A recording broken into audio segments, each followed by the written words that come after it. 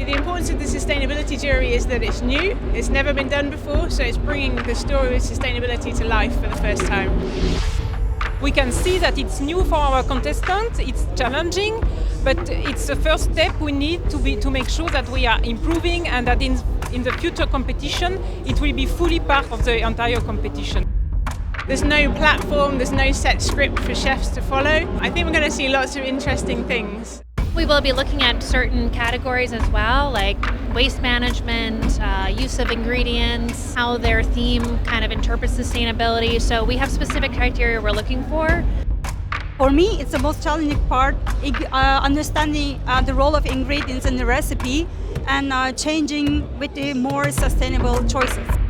We all want to know where the ingredients we are eating are coming from and how they are made. So, because cocoa is such a precious resource, we want to protect it for future generations, so we all want to take care of it and do our bit to help protect such a great thing.